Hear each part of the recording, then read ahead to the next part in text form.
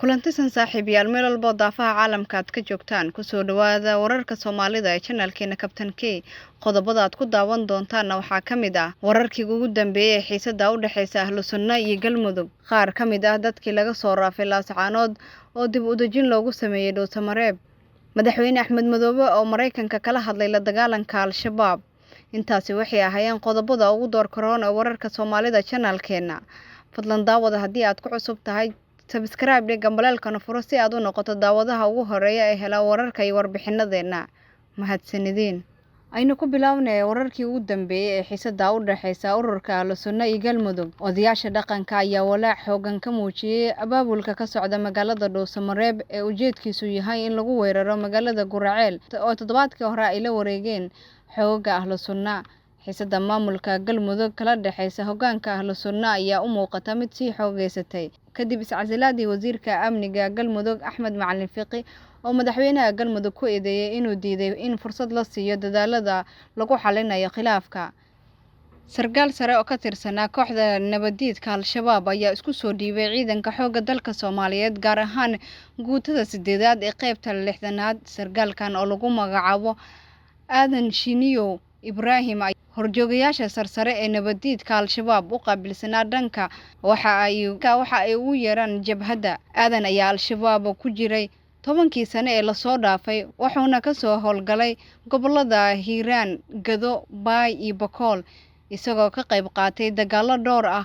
dhinaca kale madaxweyne Axmed Madoobe ayaa Mareykanka kala hadlay la dagaalanka Al-Shabaab magaalada Kismaayo caasimada ku meel gaarka ee maamulka Jubbaland ayaa maanta oo Sabti ah waxa gaaray taliyaha howlgalka Mareykanka ee Soomaaliya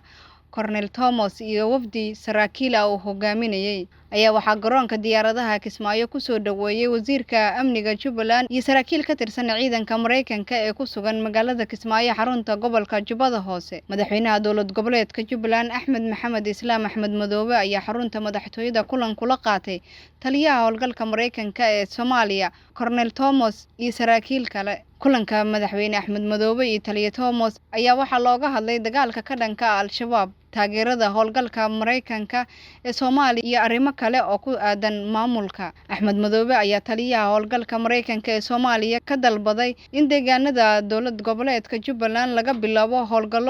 howlgallo lagula dagaalamayo Al-Shabaab ee ku sugan deegaano ka tirsan maamulkaas kulankan dhex maray madaxweyne Axmed Madoobe iyo taliye Thomas ayaa waxa uu ku soo aadaya iyadoo oo shalay magaalada Kismaayo uu gaaray taliyaha ciidanka xoogga dalka General Odawa Yusuf Raage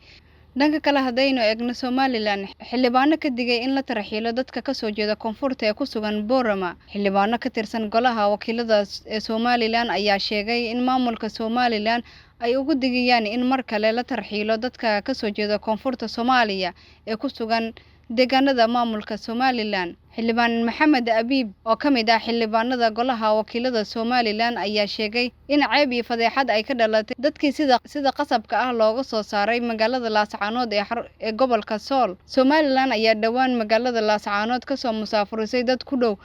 200 oo kun oo ruux oo ay sheegtay in falal amni daro oo ka dhacay magaalada Laascaanood ay ka qayb ahaayeen ugu dambeynna dowladda Sacuudiga ayaa safiir cusub u magacaawday Soomaaliya boqortooyada Sacuudi Carabiya ayaa Axmed bin Maxamed u soo magacaawday safiirkeeda cusub ee u qaabilsan Jamhuuriyadda Federaalka Soomaaliya kaasoo la filayo inuu soo gaaro magaalada caasimadda ee Muqdisho madasha dhaarinta ayaa waxa goobjoog ka ahaa dhaxal sugaha Amiir Maxamed bin Salmaan wasiirka arrimaha dibadda Amiir Faisal bin Farax wasiir ku xigeenka arrimaha dibadda Waliid bin Abdul Karim iyo Khalid bin Faisal kaaliyaha xogayaha arrimaha dibadda ee arrimaha habmaamuuska dhawaan ay ahayd markii safiirka dowladda federaalka ee Soomaaliya ee Sacuudiga Danjire Salim Macow Xaaji oo waraaqadaha aqoonsiga safiirnimo ka gudoomay boqorka dalka Sacuudiga Salmaan bin Abdul Aziz Danjire Salim Macow ayaa ugu mahadceliyay dowladda Sacuudiga sida ay ugu soo dhaweysay wuxuuna sheegay inuu wax weyn ku kordhin doono horumarinta iyo cilaaqaadka iyo wax wada qabsiga ay wadaagaan labada dowladood guud ahaan waa naga inta